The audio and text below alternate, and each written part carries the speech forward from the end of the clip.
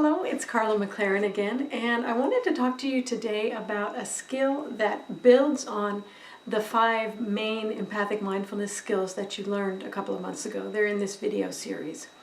You learned conscious complaining, which is a way to speak the truth of what's going on for you and what's going on with your emotions. It's a way to kind of clear the air with yourself, because a lot of times we don't have very good practices for our emotions, so we just sort of stack them one on top of the other, and we don't know why we feel low or cranky, or somebody says something just offhand and we're like, well, that's why.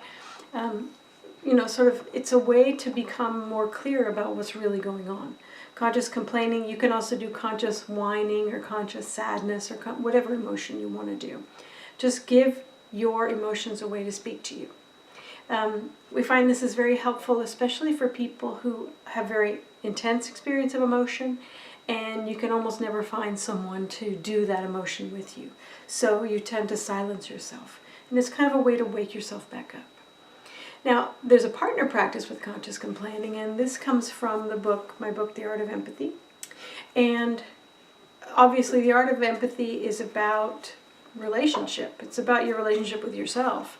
But it's about how do you work with other people in an empathic way so that the emotional truth is still happening, so that you and the other person are being respected, and so that your relationship gets stronger and better because of emotions and not in spite of them. Conscious complaining with a partner is a practice that you can teach to a friend of yours once you know conscious complaining. And you can say, I just need to complain. I don't need you to fix anything, and I don't need any advice. Right? A lot of times when we go to complain to someone and it's not conscious, and we haven't set things up, the person will stop us almost immediately and want to give advice, or want to fix it, or want to jolly us, or want to cheer us up. And instead of being able to actually talk about what's happening and being able to hear ourselves, we get sort of spun off into that other person's way of doing the thing or dealing with the thing. And we don't really learn about ourselves. I don't think it's unkind for a person to do this, but it does have the tendency to make a person not really understand themselves as well. So with conscious complaining, you have a partner and you both get to do it, so it's reciprocal, right? And so you say, I just need to complain. A lot of times we set a timer for 3 minutes, and you just complain for 3 minutes. Maybe you need 4. You'll see at the end of 3 minutes if you need to keep going, right? But generally, no. So you just say what it is, blah, my work day was blah, the situation is blah, and you keep talking. And the person who's listening, their job is to go, yeah, mm-hmm, uh-huh, yes, right? Instead of, I'm worried about you right now, or let me give you my opinion, or how about this, right? So your job as the listener is to listen. I know, it's wild, right? So you just listen. And when the 3 minutes are over, everybody takes a deep breath, lets it out.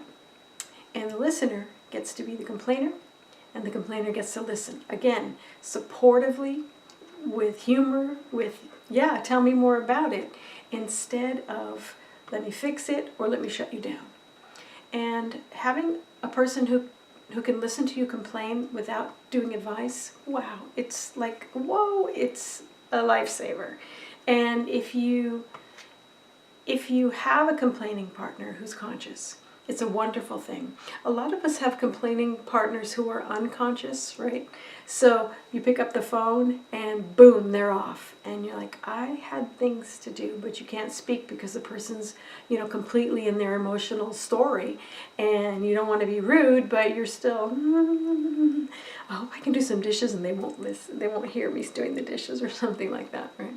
So if you've got someone in your life who regularly needs to complain, but it is not at this point conscious, then you can teach them conscious complaining with a partner. And in The Art of Empathy, it is on page 191 to 193. So it's just two pages. You get it quick like this. And what I say about it is, here's what it does. It has a special set of benefits. One, it teaches you to reach out instead of isolating yourself when you're in turmoil. but it teaches you to reach out in a boundary-respecting and relationship-respecting way.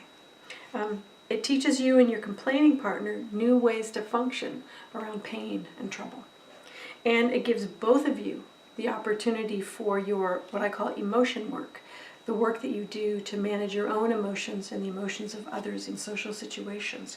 It gives both of you the opportunity for your emotion work to be requested, respected, and performed intentionally.